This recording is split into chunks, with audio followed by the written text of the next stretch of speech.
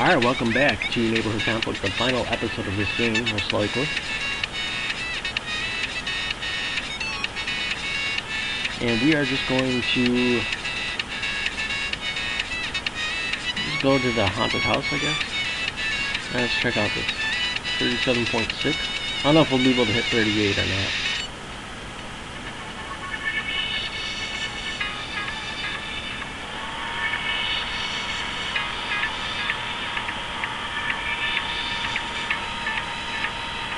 So if you're watching this Neighborhood Conflict sequel game, sorry, but the ending is not going to be very climatic. Go watch some of the earlier videos when more exciting things are happening. Yeah, this game's not going to end with anything really that special going on. So I'm pretty much in the spot that I'm going to be in at the end of the game. So nothing magical is going to happen. As you can see, I'm not close to anyone in score. Pretty much by myself in 6th place. Where did Paul Brown end up this game? 15th, not bad. Antonio Adams also back up in 11th. Okay. Reginald taking 10th. Phil's not doing too bad. Look at that. He must have won a battle or something. Someone should probably attack him.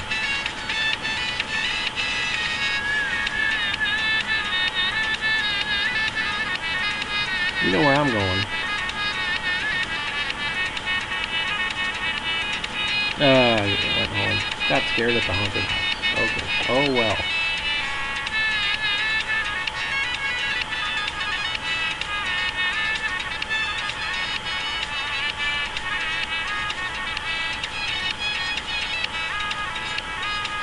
Jake Peterson was nothing. So Phil here at Lido gonna beat some alright people.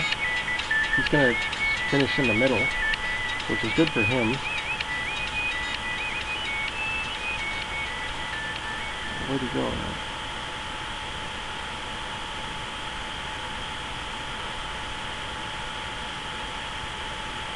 Still, he went down a bit, but he's still in the middle, technically. He's deep in the middle now. So he just lost 3 million net worth from something. Was there a battle? Hostilities between Reborn and Highland. Yep, that was it. He just got pillaged. And that took Kent up further away from Carl. So that's helping him. Oh, Scotty's down 3rd with only 1 day left. That's interesting.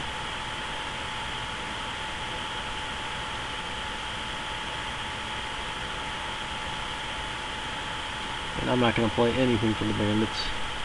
I'll take that little bit of money and not even use it.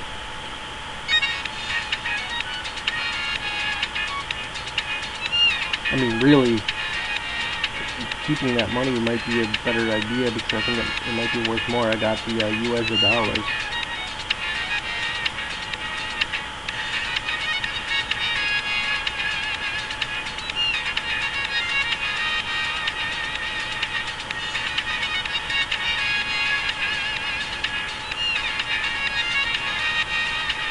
I got 35 cents.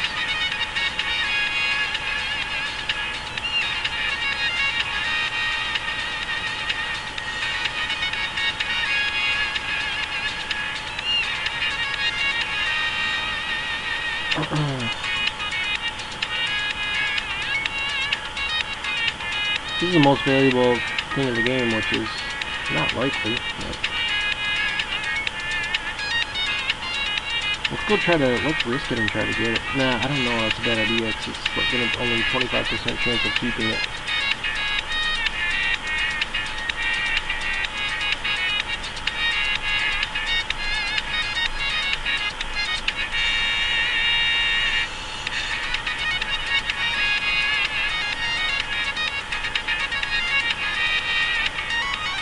I'm just gonna go to the haunted house, it's pretty close by.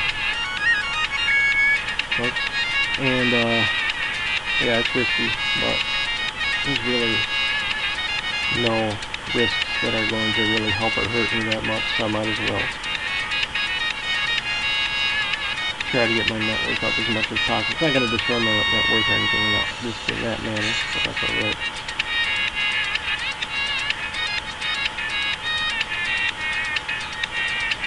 She can steal from me. She's done that to me before when I was testing.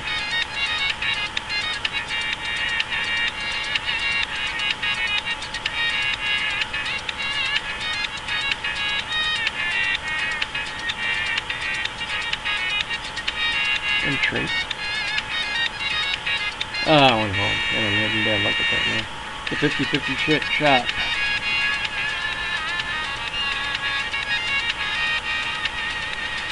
Scotty takes second. It's going to be a photo finish between them for second, I think. Chance that one of them can get first, though. See if Naomi can hold on.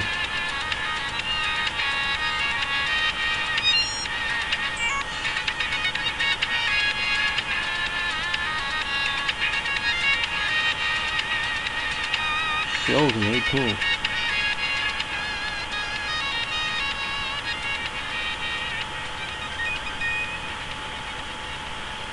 Now, in history, the wars were usually between Kelm and Woodland, but they actually weren't that common.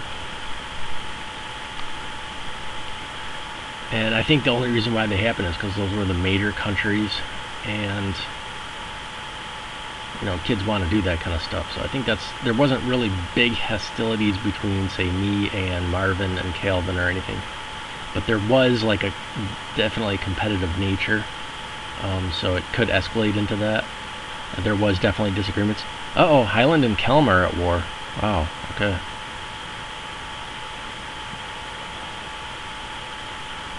And, wow, look at this.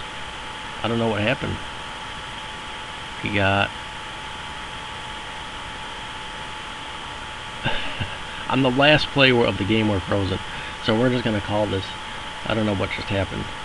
So, yeah, interesting. Let's just see how the game ended, because unless the game maybe is programmed to end on the 31st, that could be it. So it should actually technically play out this... Oh, wait, no. We are on the last day. Yeah, it is the last day, 31st. Yeah, you're right. Or I'm right, so you're right. So this is how it ends. This is the way the game ends. And at 31 August at 10 p.m. because we got school in the morning. That's actually pretty late to be out, but I did go home earlier. So let's see our final score.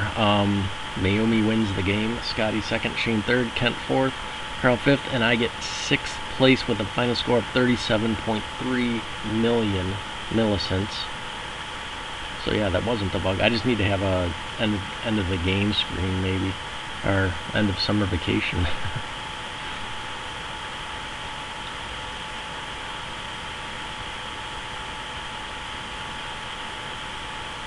And let's see, Reginald. Oh, Antonio was able to beat him. Okay.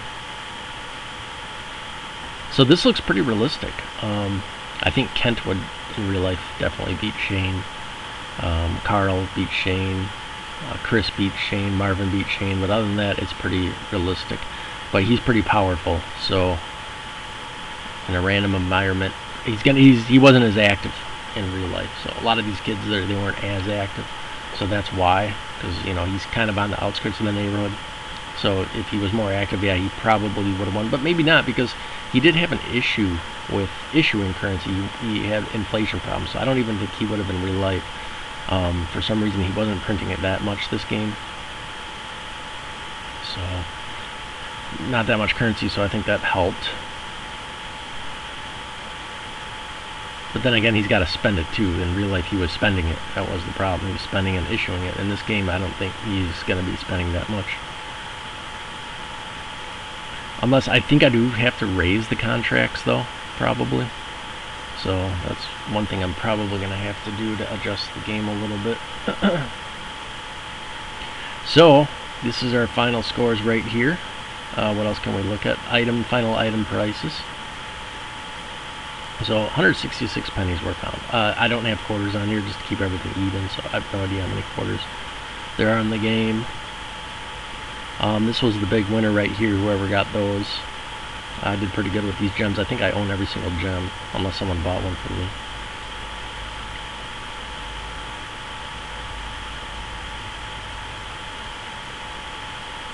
Hmm. 101 games, sports games played, 56 battles. Mostly between Jake Peterson Jake Peterson and Phil Hirolito were mostly the ones in them. Probably Jeff Lextari a little bit too. We almost had a battle between our big war between Joanna and Kellum, but it ended abruptly.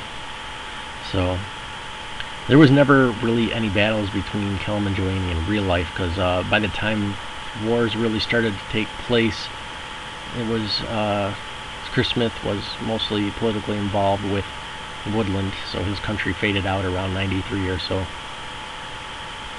But they're in this game just for the historic record. So I did good with donuts and cookies. I was the one getting most.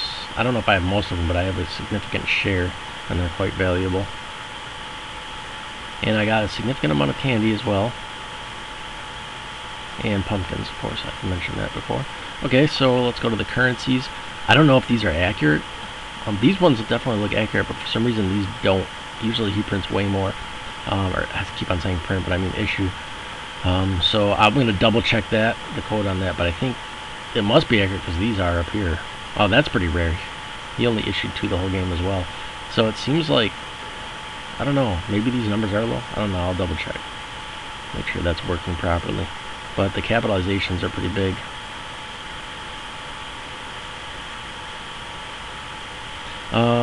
Cards.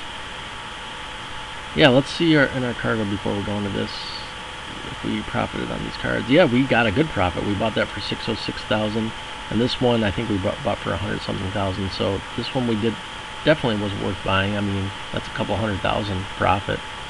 So yeah, that's something to consider. You might want to save up some cards and put them at a property where you're not selling for the good players, or the players that are decent, like Greg Smith, that are going to be playing a lot. He's actually became, in the next era, he became the best athlete. So, and in the current era, he still is the best athlete that we play with. So, or on the regular anyway, I should say. Oh yeah, look at all that. Look at, I'm carrying 3 million, and then I got some more properties as well. Okay. Let's look at some of these prices though. So this depends not only how good they are, but also how rare the card is. So these are decently priced. I think the pricing for these are pretty good. I don't think I'll change that, but contracts may have to be more to make them worthwhile. Here's this card, 852,000. This one, oh, it's valuable too. So he actually, he's not quite as good at sports as him, but he played more. So one more. This one's surprisingly, this one's worth something because only one was ever made. So that's another thing to consider. Same with this. Wow, that's a good money right there.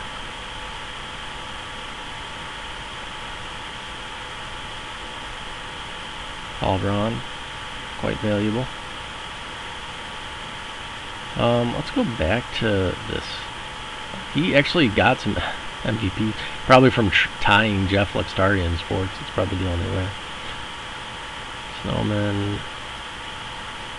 This card right here, Calvin Suave, mine, is quite valuable. I don't own it, unfortunately. Chris Smith's valuable. I actually won more MVPs, which was the not really in real life. Chris Smith was definitely won more MVPs. Wild Berries. He's a really great athlete, but he's on the outskirts of the neighborhood, so you don't really see him much. But if you play as him, yeah, he's not that far. He can come in and play, and you could actually, if you could get a card of him, that would not be a bad idea, and then boost up his MVPs. That would be a good strategy actually in the game. Is if you're playing as a good athlete, buy your cards or make them, and then just win tons of MVPs and get that projected value up like crazy as much as possible. Okay, who else? Ben Williams, he's decent, but he's on the outskirts. He's decent, he's on the outskirts too. Kent Luxtari, only one made. That might be the most valuable one. That one's worth almost $10. Is that it? Yeah. Because he was no one even made him for his own team. I don't know how often he played with his team. And then wow, the Zulus here sign like crazy. Yeah, we got Troy. He's good, but he's somewhat on the outskirts. He's by Iceland. He goes by Iceland School. Chris Smith. This one's valuable right here, 664. So I think the most valuable one is that Wildberry. Or was it the Wildberries Kent Smith card? Or Kent Luxtari? Yep, 984, almost $10. That was the one to have. Okay, countries. We'll see how this ended. Baborans got all their no territories. Canada got that back. The only people that all the weak countries lost their territories to somebody who got them. Well, Joania took Peterson and Hirolito. Who took Depstein?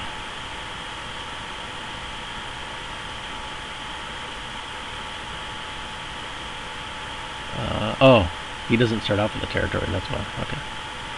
So, Joania got that. So, Chris probably profited quite greatly on plundering. He got 7th, that's not bad, but I think he starts off higher than that, so.